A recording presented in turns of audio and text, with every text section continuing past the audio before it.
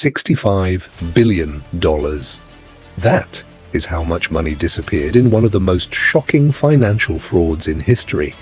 But it didn't vanish in a crash, and it didn't happen in a single chaotic moment. There was no dramatic alarm bell, no instant collapse that warned everyone something was wrong.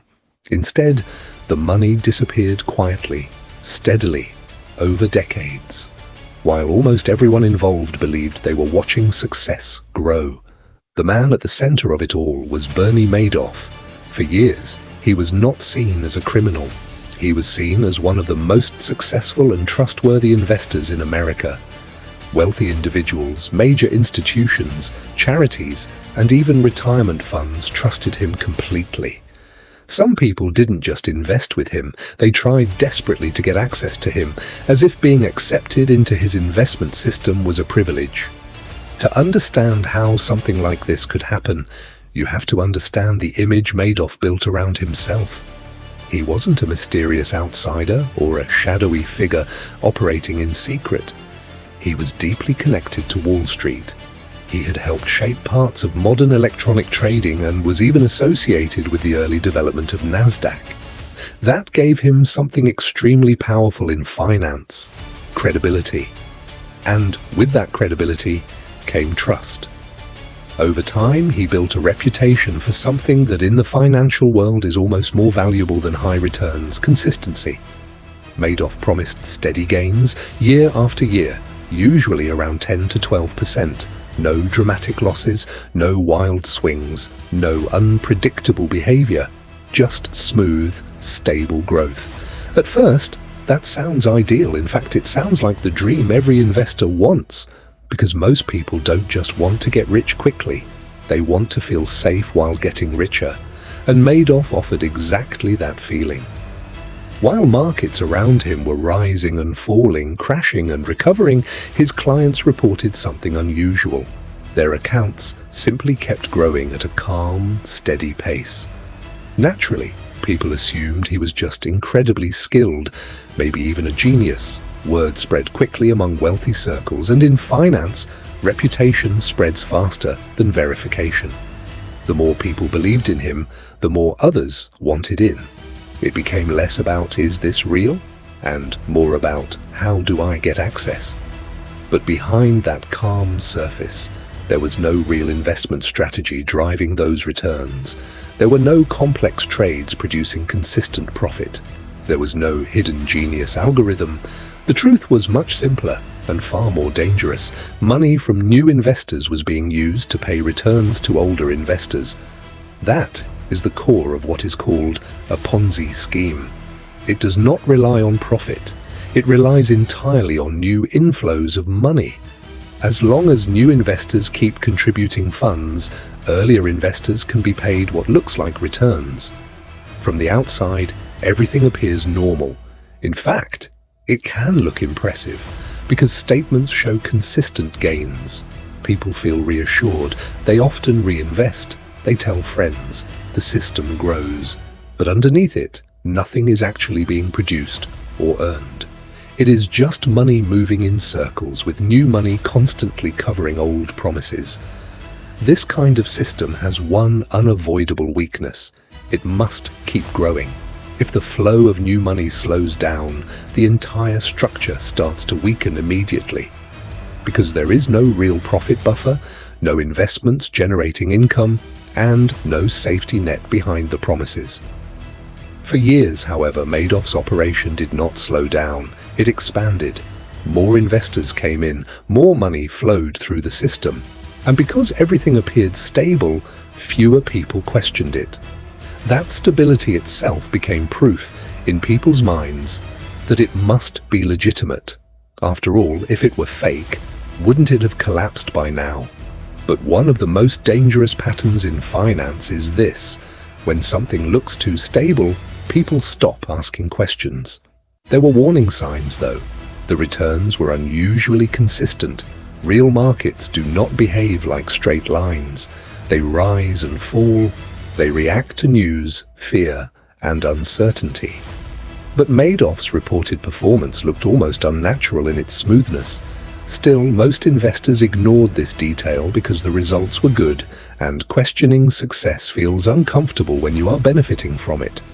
Another factor was social proof. Many respected individuals were already invested. Big names created a psychological shield. If others trust him, he must be safe. And so, instead of scrutiny, there was reinforcement. Instead of doubt, there was confidence. Even some professionals suspected something was off, but suspicion alone is not enough to stop a system built on trust and reputation. Because Madoff didn't just sell returns, he sold certainty. And certainty is one of the most powerful illusions in finance. Everything continued like this until 2008. That year, the global financial crisis hit. Markets around the world collapsed. Panic spread.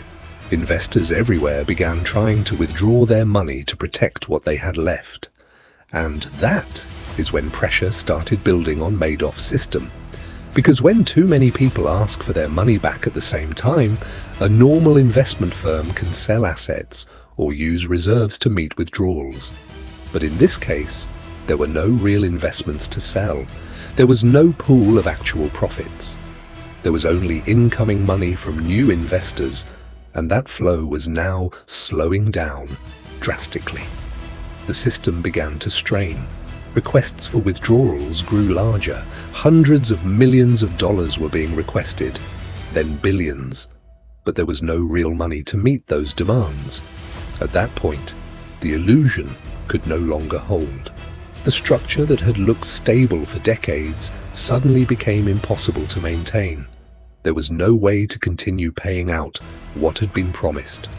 Eventually, Madoff admitted the truth to his sons. He told them the investment business was essentially one big lie.